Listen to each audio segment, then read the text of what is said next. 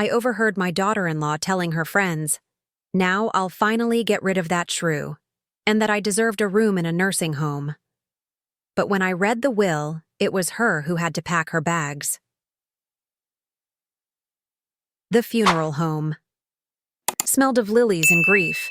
I stood beside Noah's casket, my hand trembling as I touched his cold cheek one last time. My only son. My beautiful boy. How could this be happening? At 68, I never imagined I'd outlive my child. No parent should. The cancer took him so quickly. 3 months from diagnosis to death. Not enough time to say all the things that needed saying. Not enough time to prepare for a world without him in it. I'm glad to have you here. Follow my story until the end and comment the city you're watching from, so I can see how far my story has reached. Mrs. Harrison, would you like to sit down? The funeral director's voice was gentle, practiced in the art of comforting the bereaved. I nodded numbly and allowed myself to be guided to the front row of chairs. People kept approaching, murmuring, condolences I couldn't quite hear over the roaring in my ears. I accepted their hugs and handshakes mechanically, a puppet going through the motions of human interaction. Nothing felt real. How could the world still be turning when Noah was gone? Elizabeth, my daughter-in-law of 15 years, sat beside me in a perfectly pressed black dress, her makeup flawless despite the tears she dabbed away periodically with a monogrammed handkerchief. She had been Noah's college sweetheart. I'd welcomed her into our family with open arms, loved her like the daughter I never had. "I need some air," she whispered, squeezing my hand before rising gracefully and making her way toward the back of the room. I watched her go, wondering how we would support each other through this. Noah had been our bridge, our common ground. What would our relationship be now? A few minutes later, I needed to use the restroom. My arthritis was acting up, and I needed to take my medication. I made my way slowly down the hallway, using my cane for support. As I approached the small alcove where smokers gathered, I heard Elizabeth's voice, unnaturally bright and relieved. God, I thought this day would never end. So many people coming up to me, telling me how sorry they are, asking what they can do. She let out a dramatic sigh. As if I need their casseroles and their pity? A woman laughed softly. At least it's almost over. What happens next? Next, I finally get my life back. Elizabeth's voice hardened. And I get to finally get rid of that old shrew. I froze, my heart stuttering in my chest. She couldn't possibly mean. Olga? Another woman asked. Of course, Olga. Elizabeth's voice dripped with contempt. Noah insisted she live with us after Harold died. She has nowhere else to go, Liz. She's all alone, Liz. Well, now Noah's gone, and I don't have to pretend anymore. What will you do with her? There's a perfectly adequate nursing home on the edge of town. Elizabeth laughed, a sound I'd always found musical but now struck me as cruel. She's pushing 70. It's where she belongs anyway. Won't she fight it? The first woman again. With what resources? The house is in my name. Noah and I made sure of that when his father died. She signed everything over to us, remember? To avoid probate, we told her. Elizabeth's voice dropped to a mock whisper. The old bat doesn't even realize that Noah left everything to me. In a week, she'll be packing her bags. I gripped my cane so hard my knuckles turned white. The bathroom forgotten, I retreated silently, my whole body shaking. How could I have been so blind? All these years I thought Elizabeth loved me.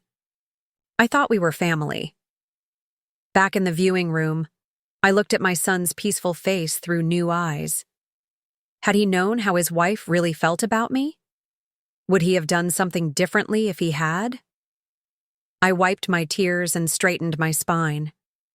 I would not let Elizabeth see me broken. Not today. Today was for Noah. The rest of the funeral passed in a blur. I accepted more condolences, spoke briefly at the service, watched as they lowered my son into the ground.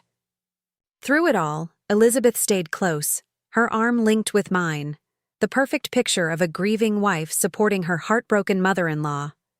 But now I knew better. Now I heard the falseness in her voice when she said, "We'll get through this together, Olga." Now I felt the impatience in her touch as she guided me to the car. As we drove home in silence, I stared out the window at the passing scenery, wondering where I would go, what I would do. I had no money of my own, having given everything to Noah and Elizabeth years ago.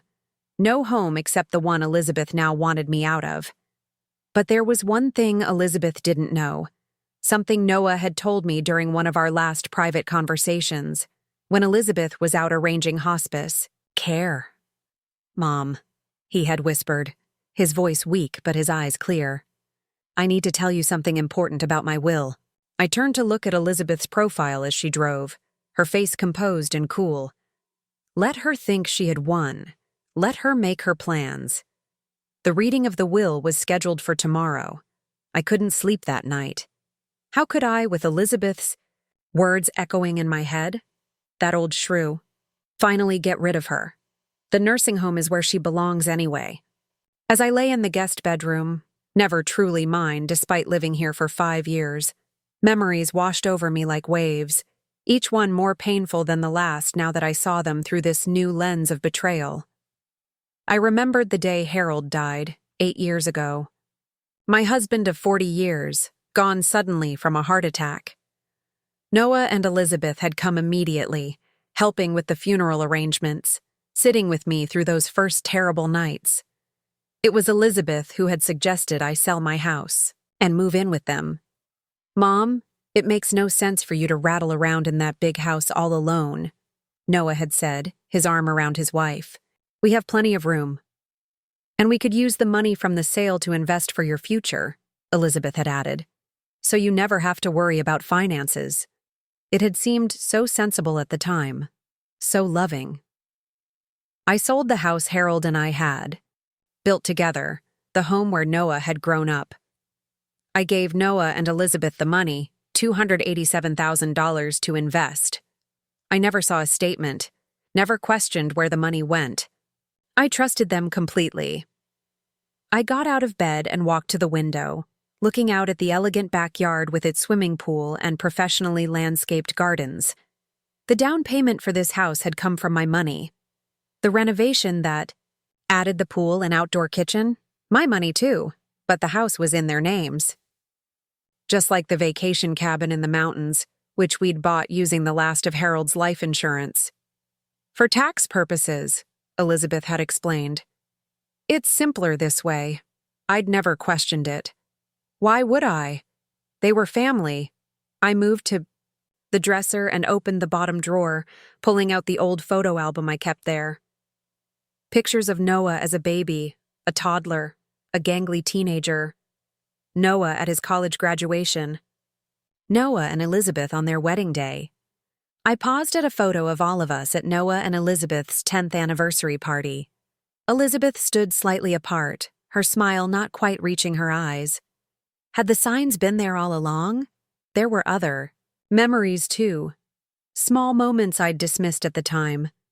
Elizabeth's impatience when I was slow getting in and out of the car due to my arthritis. Her sighs when I'd ask for help with technology.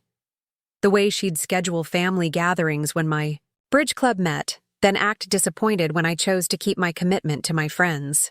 "You know how important family is to Noah," she'd say, making me feel guilty for having any life outside of them. And there were the grandchildren, Ethan, 13, and Lily, 10, who I loved with all my heart. Elizabeth had always controlled my time with them, limiting visits, supervising our interactions as if she didn't trust me alone with them. "The kids have their routines," she'd explain. "Too much excitement isn't good for them." I'd accepted it all, grateful to be included in their lives at all. What a fool I'd been. As dawn broke, I made another troubling realization. Over the past few months, as Noah's cancer progressed, Elizabeth had been unusually busy, often leaving Noah in my care while she attended to urgent business matters. She'd started dressing differently too. More stylish clothes, a new haircut, subtle makeup even just to run errands. At the time, I'd thought maybe it was her way of maintaining normalcy in the face of Noah's illness. Now I wondered if there was someone else. I remembered the text message I'd glimpsed on her phone 2 weeks ago when she'd asked me to find her charger. A message from someone named Ryan. "Can't wait to see you again. Last time was amazing." I'd told myself it must be a business associate. Elizabeth worked in real estate. She was always networking. But now, the pieces were falling into place. Elizabeth's business trips that often extended through weekends. The hushed phone calls behind closed doors. The new clothes. The subtle makeup. She'd been having an affair while my son was dying. The rage that filled me was like nothing I'd ever experienced before. How dare she? How dare she betray my son, plan to discard me, and probably take everything we'd worked for to start a new life with someone else? I was still sitting there, clutching the photo album, when there was a soft knock at my door. "Grandma?" It was Ethan, my grandson. "Are you awake? Mom said to tell you we're leaving for the lawyer's office in an hour." I took a deep breath, composing myself before opening the door. Ethan looked so much like Noah at that age. The same serious eyes, the same cowlick at the crown of his head. "Thank you, sweetheart. I'll be ready." He hesitated, then stepped forward and hugged me fiercely. "I miss Dad," he whispered. "I know, honey. I miss him too." Over Ethan's shoulder, I saw Elizabeth appear, in the hallway. She smiled, that false saccharine smile, and said, "Don't bother Grandma too long, Ethan. She needs to get ready." Her eyes met mine, cold and calculating. Today's an important day. Yes, I thought as I closed the door to dress. Today is indeed an important day. The day Elizabeth learns that her plans may not unfold exactly as she expects. Because during one of our last private conversations, when Noah was lucid and Elizabeth was out, he had gripped my hand with surprising strength.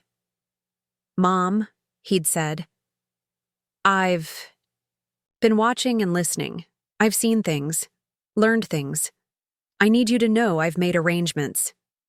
I hadn't understood then, but I was beginning to now. The law office of Bradley and Associates occupied the entire top floor of a modest building, downtown. As we filed into the conference room, I leaned heavily on my cane, the weight of grief and anxiety making each step laborious. Elizabeth walked ahead, her spine straight, her designer heels clicking confidently on the hardwood floor. She had dressed as if for a business meeting rather than for the reading of her husband's will, a sleek black pantsuit that spoke of efficiency rather than mourning. Ethan and Lily followed behind us, unnaturally subdued. I reached out to touch Lily's shoulder, and she pressed closer to me. At least they still wanted my comfort, despite whatever Elizabeth might have told them. Mr. Bradley, Noah's attorney for the past decade, greeted us with appropriate solemnity. He was a slight man with wire-rimmed glasses and thinning gray hair, but his handshake was firm as he guided us to our seats. "Thank you all for coming," he began, shuffling papers before him. "I know this is a difficult time. Noah was very specific about his wishes, and it's my duty to make sure they're carried out exactly as he intended." Elizabeth nodded, her expression grave but composed. Under the table, I noticed her fingers tapping impatiently against her thigh. "Before I begin the formal reading, I should mention that Noah made changes to his will approximately 6 weeks ago," Mr. Bradley said. Elizabeth's fingers stilled. "Changes? What kind of changes?" "He never mentioned any changes to me." Mr. Bradley looked at her over his glasses. "Yes, well, he came to see me privately. He was quite clear about his instructions." A flicker of uncertainty crossed Elizabeth's face, so brief I might have missed it if I hadn't been watching for it. "I see," she said, her voice slightly higher than normal. "Well, proceed then." "First," Mr. Bradley began, regarding the family residence at 1742 Maple Avenue and the vacation property at Lake Tahoe. I held my breath. These were the properties purchased with my money, the homes I had helped create but had no legal claim to. Both properties are to be placed in a family trust, with Olga Harrison named as trustee. The trust specifies that Olga has the right to live in either property for the remainder of her life. Upon her passing, both properties will transfer to Ethan and Lily Harrison to be shared equally. Elizabeth's face drained of color. "That's impossible," she said, her voice tight. "The houses are in my name. Noah can't just—" "Actually," Mr. Bradley interrupted gently, "while the family home was indeed purchased in both your names, Noah transferred his interest in both properties to a trust 3 years ago, with your signature on the transfer documents. The Tahoe property was never in your name at all. Contrary to what you might have believed, it was purchased directly into the trust." I remembered signing papers 3 years back. Just routine estate planning, Noah had said. Elizabeth had been annoyed at the time, claiming it was unnecessary. Had Noah suspected even then? As for Noah's financial assets, Mr. Bradley continued, his retirement accounts, which amount to approximately $875,000, are to be divided as follows: 60% to a trust for Ethan and Lily's education and needs, with Olga named as trustee, 20% directly to Olga for her care and maintenance, and 20% to Elizabeth. Elizabeth's composure cracked. 20%? That's all? There must be some mistake. Her voice rose sharply. "I'm his wife. There's no mistake, Mrs. Harrison. I drafted these documents myself at Noah's explicit instruction." "When he was dying!" Elizabeth stood up, her chair scraping back loudly. "He wasn't in his right mind. He was on medication. This can be contested." Mr. Bradley's expression remained calm. "Noah was perfectly lucid when he made these changes. I assessed his competence myself, and we had his doctor provide a written statement confirming his mental capacity. I would advise against contesting the will, Mrs. Harrison. It would be costly, time-consuming, and unlikely to succeed." Elizabeth looked around wildly, as if seeking an ally in her outrage. Her gaze landed on me, and the naked hatred in her eyes made me flinch. "You," she hissed, "you did this. You turned my husband against me." I said nothing, too stunned by these revelations to form words. Noah had protected me. Had he known all along what Elizabeth was planning? Mr. Bradley cleared his throat. "There's more, Mrs. Harrison. Noah left a sealed letter to be read in the event that you contested any part of his will." He held up an envelope. "Would you like me to read it now, or would you prefer to continue with the remaining provisions?" Elizabeth sank back into her chair, her face a mask of fury and disbelief. "Continue," she said through clenched teeth. "The family business, Harrison Design Group, is to be placed in trust as well, with 75% ownership transferred to Ethan and Lily, to be managed by a board until they reach the age of 25. The remaining 25% is allocated to the company's current employees, through a profit-sharing plan that Noah established last month." Elizabeth's hands were shaking now. "And what exactly am I supposed to live on?" Mr. Bradley adjusted his glasses. "In addition to your share of the retirement accounts, Noah established a monthly allowance for you of $3,000 to continue for a period of 5 years or until you remarry, whichever comes first." "Remarry?" Elizabeth's laugh was brittle. "I just lost my husband." "Yes," Mr. Bradley said, his tone neutral but his eyes knowing. "That's why I found his specific mention of remarriage. Interesting. The days following the reading of the will were like living in the eye of a hurricane." Elizabeth moved through the house with barely contained fury, slamming doors and speaking to me only when absolutely necessary. When she did address me, her voice dripped with venom. "This isn't over," she said the first night, cornering me in the kitchen. "Noah was manipulated. He wasn't thinking clearly." I met her gaze steadily. Noah was protecting his family, his children, and his mother, as he should have. Her laugh was cruel. Family? You think this is about family? This is about money, Olga. My money. The life I built with Noah that you're trying to steal. I never asked Noah to change his will, I said quietly. I didn't even know he had until yesterday. Liar! She stepped closer, her finger jabbing the air inches from my face. You played the helpless old lady card, made him feel guilty. Well, I won't let you get away with it. I'm contesting the will. And she did. 3 days later, I was served with legal papers. Elizabeth had hired Winston Green, a high-powered attorney known for aggressive tactics in divorce and probate cases. The lawsuit claimed Noah had been unduly influenced and lacked testamentary capacity when he changed his will. I called Janet Peterson, my oldest friend and a retired judge, in tears. Janet, I don't have money for attorneys. Everything I had went into those houses. Don't worry, Janet said firmly. I know exactly who you need. That's how I met Marion Chen, a formidable elder law attorney who took one look at my situation and agreed to represent me for a reduced fee, payable after the case was resolved. This is elder abuse, Marion said bluntly during our first meeting. Financial exploitation. Noah recognized what was happening and took steps to protect you. Now we'll finish what he started. Elizabeth's first move was to try to force me out of the house while the case was pending. Marion blocked it with a temporary order. Her second strategy was to limit my access to the grandchildren. They need stability right now, Elizabeth told the children's teachers and our neighbors. Olga's mental state is concerning. She's making wild accusations, turning the children against me. It's elder paranoia, the doctors say. I hadn't seen any doctors, of course, but the whispers spread. Ethan and Lily came home from school asking strange questions. Grandma, are you sick?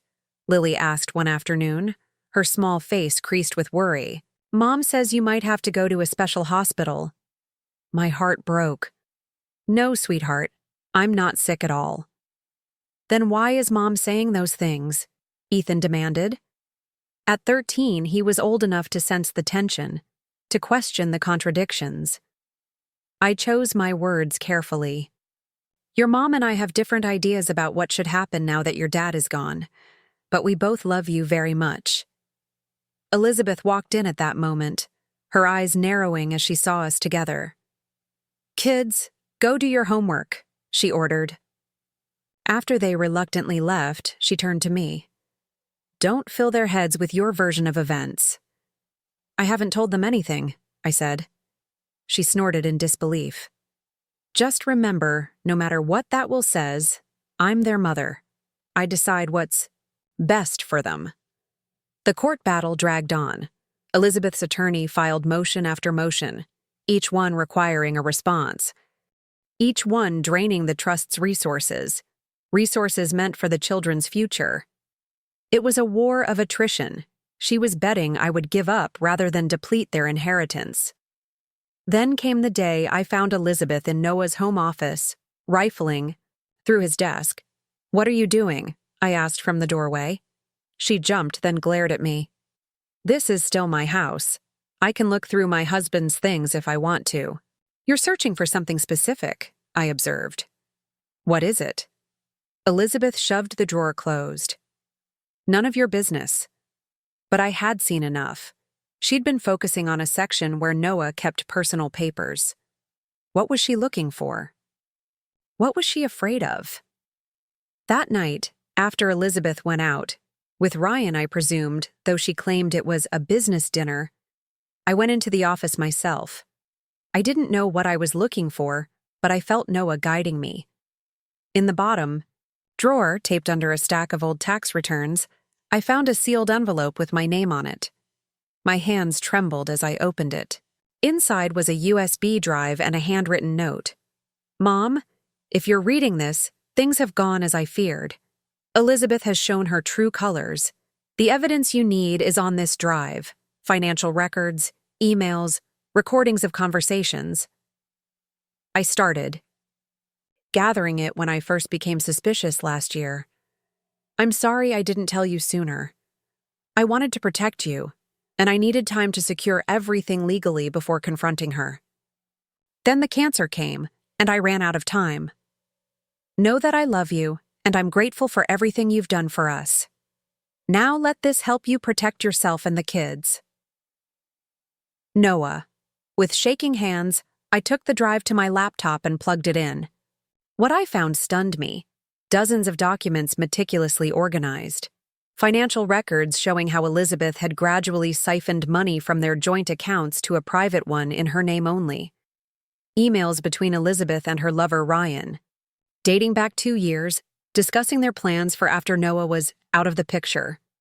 Most damning were the recorded conversations, legal in our state without two-party consent, where Elizabeth explicitly discussed putting me in a nursing home against my will and liquidating the family assets. Once the old bat is locked away, and Noah's gone, we'll sell everything and move to Arizona like we planned. Elizabeth's voice said clearly in one recording. No one will question it. I sat in shock, tears streaming down my face as I realized the full extent of Noah's efforts to protect me. He had known. All this time as he fought cancer, he had also been fighting to secure his children's future and my well-being. The next morning, I called Marion. I have something you need to see, I told her. Something that changes everything. The courtroom was smaller than I'd imagined, more intimate, which somehow made it more intimidating. I sat beside Marion, my back straight despite the pain in my joints, my hands folded primly in my lap to hide their trembling. Across the aisle, Elizabeth sat with her attorney, Winston Green, a man whose reputation for ruthlessness was evident, in the sharp cut of his suit and the cold calculation in his eyes. Elizabeth herself looked immaculate as always, dressed in a conservative navy dress that screamed, "Grieving widow." She avoided looking at me directly. Judge Harriet Collins, a stern-faced woman in her 60s, studied the documents before her with intense concentration.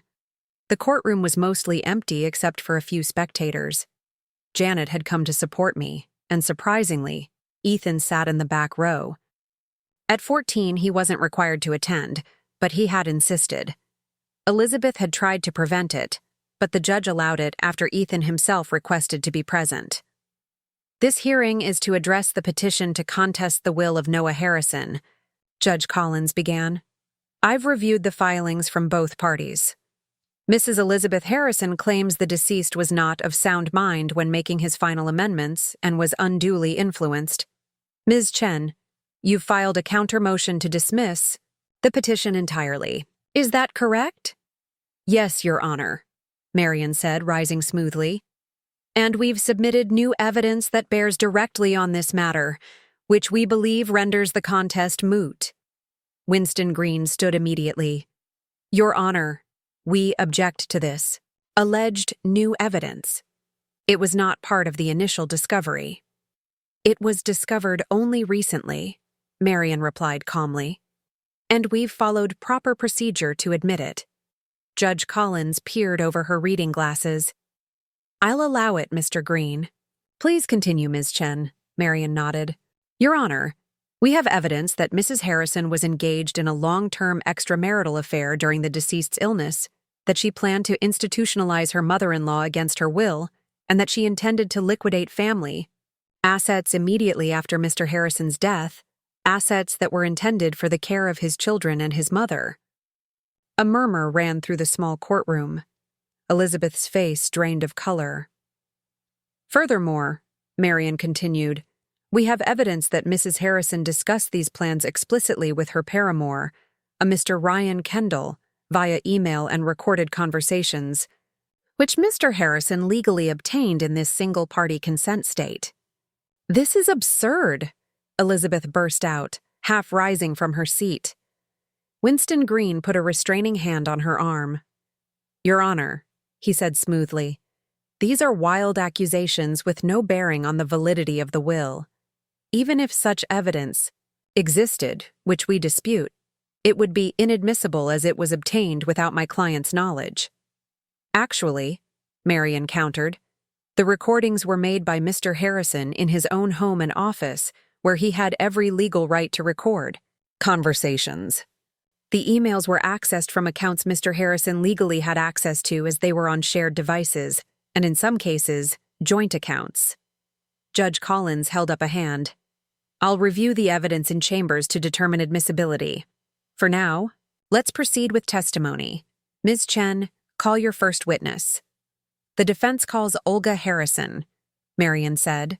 I rose shakily, made my way to the witness stand, and was sworn in. Marian guided me through gentle questions about my relationship with Noah, the financial arrangements after my husband's death, and my life in the family home. I spoke clearly despite my nervousness, determined that Noah's efforts to protect me wouldn't be in vain. Then it was Winston Green's turn to cross-examine me. His smile didn't reach his eyes as he approached. Mrs. Harrison, isn't it true that you were financially dependent on your son? Yes, I answered honestly. After my husband died, I gave Noah and Elizabeth the proceeds from selling our house. And now that he's gone, you stand to gain control of significant assets that would otherwise go to his wife. Convenient, isn't it? Marian objected immediately. Argumentative, Your Honor. Sustained, Judge Collins said. Mr. Green, confine yourself to questions, not insinuations. Green changed tactics. Mrs. Harrison, have you ever been diagnosed with dementia or memory issues? No, I said firmly. Yet you claim to have been unaware of your son's changes to his will until after his death. Isn't it possible you're misremembering conversations with him during his illness? I met his gaze directly. My memory is perfectly clear, Mr. Green. Noah told me he had made arrangements, but he didn't share the details. He wanted to protect me from exactly this kind of confrontation.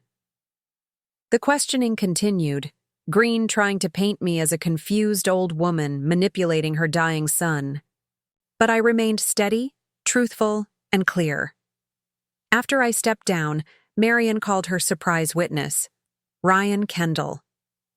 Elizabeth gasped audibly as a tall, sandy-haired man in his mid-30s entered the courtroom. He avoided looking at her as he was sworn in. Mr. Kendall, Marian began, could you please describe your relationship with Elizabeth Harrison? Ryan shifted uncomfortably. We've been involved for about 2 years. Involved how, exactly? Romantically, intimately. He swallowed hard. We met at a real estate conference. She told me her marriage was essentially over, that she was only staying until. Until what, Mr. Kendall? Until her husband died, he said quietly. She said it was just a matter of time, and then we could be together openly. Elizabeth's face contorted with fury. You traitor! She hissed, loud enough for everyone to hear. Judge Collins banged her gavel.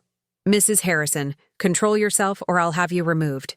Marian continued methodically, having Ryan confirm the existence of emails and recordings, their plans to move to Arizona, and Elizabeth's intentions regarding me and the family assets. By the time Winston Green began his cross-examination, the damage was done. Ryan's testimony had corroborated everything on Noah's USB drive. From the back of the courtroom, I could see Ethan's face, pale, shocked, his eyes filling with tears as he learned the truth about his mother. My heart broke for him even as I knew he needed to hear this. As the hearing concluded, Judge Collins announced she would review all evidence in chambers and issue her ruling the following week. But her expression as she looked at Elizabeth told me everything I needed to know. Noah had won. Even from beyond, he had protected his family. 2 years have passed since that day in court. 2 years of healing, of rebuilding, of finding a new normal without Noah. The pain of losing him never truly fades, but it has softened around the edges, allowing space for joy to creep back in. Judge Collins ruled decisively in our favor, dismissing Elizabeth's petition to contest the will and upholding all of Noah's final arrangements. Elizabeth was furious, of course. She ranted and threatened further legal action. But her attorney advised against it. The evidence was too damning, the judge too convinced. In the end, Elizabeth had no choice but to accept the ruling. She took her 20% of the retirement funds, nearly $175,000, and moved to Phoenix with Ryan. Last I heard, they had already broken up. Some relationships, it seems, aren't built to last beyond the thrill of secrecy and forbidden plans.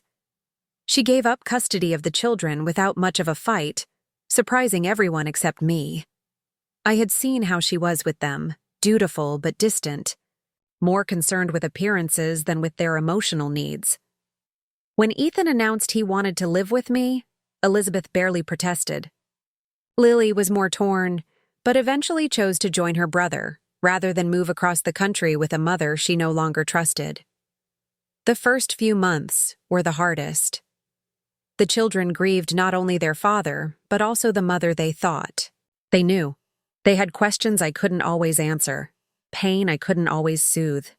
We went to family therapy together, learning how to talk about the hard things, how to build trust again. "Why didn't Dad tell us about Mom?" Ethan asked one night as we sat on the porch swing that had been Noah's favorite spot. "I think he was trying to protect you," I said carefully. "He wanted to confront her, to fix things, but then he got sick. After that, his priority was making sure you would be taken care of." "He saved us," Ethan said simply. "He saved you too, Grandma." I nodded, tears welling in my eyes. Yes, he did. We live in the family home now, the three of us. I've taken the master bedroom, something Elizabeth fought bitterly over, though it was specifically outlined in Noah's will. I've redecorated it, simply removing the expensive furnishings Elizabeth had chosen and replacing them with comfortable pieces that feel like me. The Harrison Design Group continues to thrive under the management board Noah established. They consult me regularly, value my input, and ensure the children are kept informed about the business they'll one day inherit. I've learned more about architecture and design in the past 2 years than I ever expected to know at my age. Lily, now 12, shows real talent for design herself.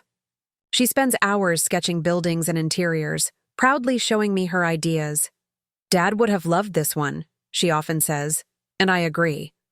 Noah lives on in her creativity, in Ethan's thoughtfulness, in 1,000 small ways that catch me by surprise and make me smile through tears. Ethan, at 16, has grown tall and serious like his father. He's already talking about studying business and architecture in college, about eventually taking over the company. "I want to make Dad proud," he told me recently. "You already do," I assured him. "Every single day." We use the Tahoe cabin often, spending holidays and summer weeks there, creating new traditions while honoring old ones. Last Christmas, we invited Janet and her family to join us.